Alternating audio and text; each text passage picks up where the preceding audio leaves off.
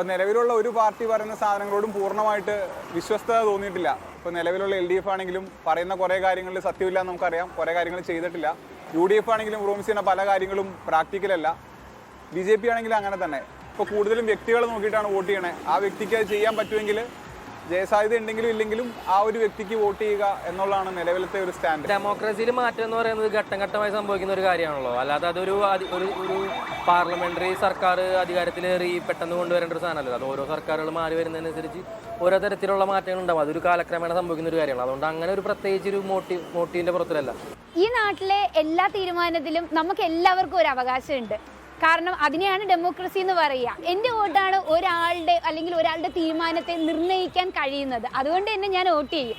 ശരിക്കും എൻ്റെ നാട് ട്രിവാൻഡ്രമാണ്. എന്നാലും കോഴിക്കോട് നിന്ന് ഞാൻ ട്രിവാൻഡ്രം പോയി എൻ്റെ വോട്ട് രേഖപ്പെടുത്തി തിരിച്ചെത്തും. വോട്ട് എന്ന് പറഞ്ഞാൽ എല്ലാവരുടെയും ഒരു അവകാശമാണ്. പക്ഷേ വെറുതെ ആ ഒരു വോട്ട് നമ്മൾ നോട്ടയ്ക്ക് കുത്തി കളയുന്നതിനെക്കാട്ടും നല്ല നേതാക്കളെ കിട്ടുക അല്ലെങ്കിൽ നല്ലൊരു വ്യക്തികളെ കിട്ടാൻ നമുക്ക് ഏറ്റവും കൂടുതൽ വേണ്ട ഒരു കാര്യം.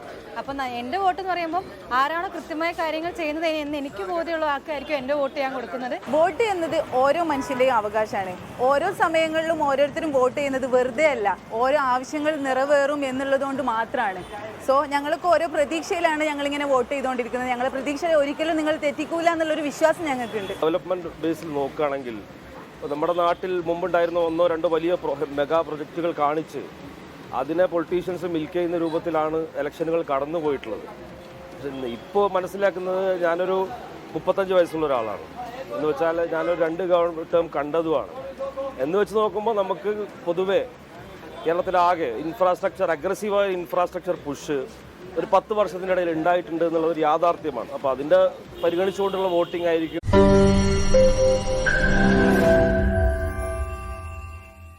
ലോകത്തെവിടെയായാലും ഏത് സമയത്തും 24 വാർത്തകളും ഓഗ്മെന്റഡ് റിയാലിറ്റി പാക്കേജുകളും എക്സ്പ്ലെയിനറുകളും വിശദമായി കാണാൻ ഞങ്ങളുടെ YouTube ചാനൽ നിങ്ങൾക്ക് സബ്സ്ക്രൈബ് ചെയ്യാം.